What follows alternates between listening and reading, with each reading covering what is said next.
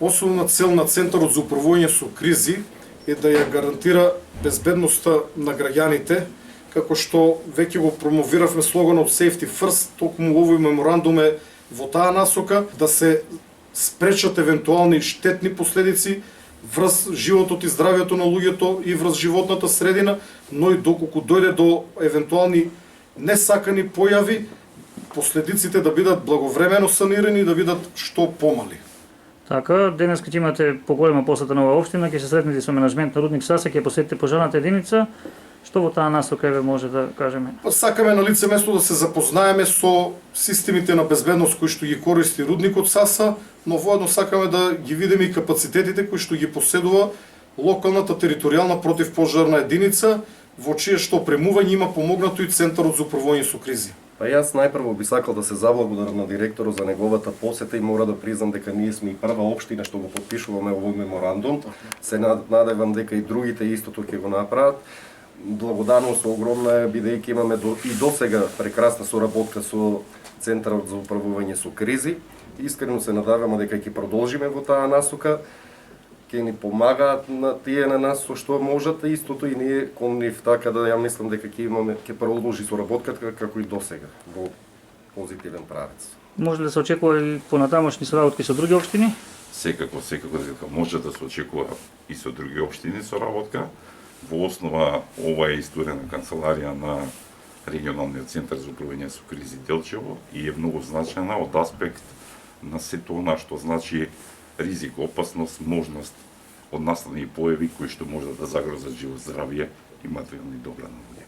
Територијалната противпожарна единица од општина Македонска Каменица е една успешна приказна. Овде на дело можеме да видиме позади нас 3 исправни возила, едно за тешко пристапен терен и 2 цистерни. Едната е нова, другата иако е доста стара е исправна и капацитетите се навистина задоволувачки.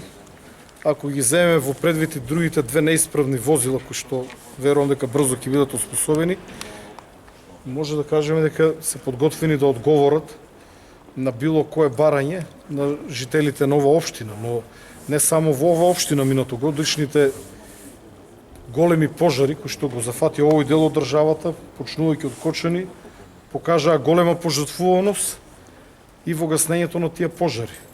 9 пожарникари, солидна опрема.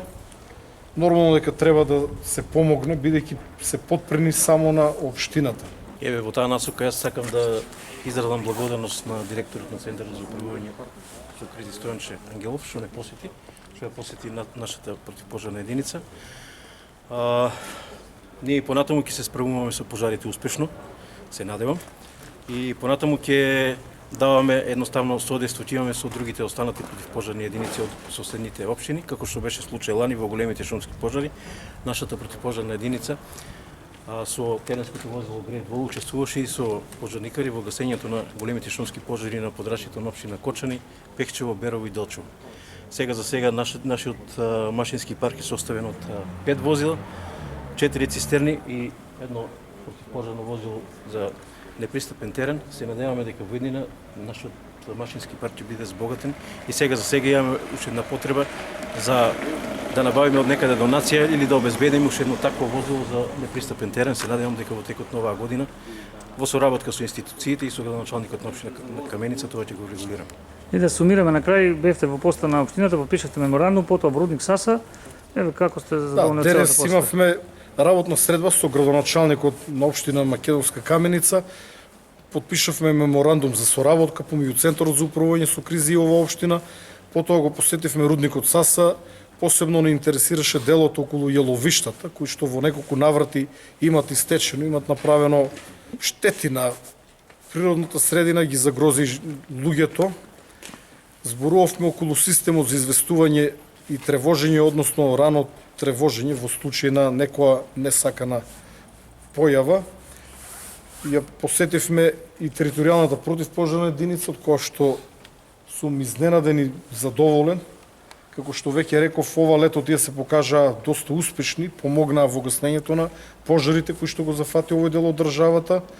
Ние како државна институција ќе се обидеме да помогнеме за нивно доопремување, иако надлежноста е не спаѓа кај нас, но сепак ова успешна приказна не мотивира да се обидеме да помогнеме, затоа што бројот на возила кои што го имате за почит, имајќи во предвид дека се работи за мала општина, но карактеристично за оваа општина е тоа што најголем дел од територијата е со шуми, така што опасноста од шумски пожари е доста голема, поради што на нив и требаат вакви теренски возила кои што иако носат помала количина на вода се неопходни при гасење на шумски пожари.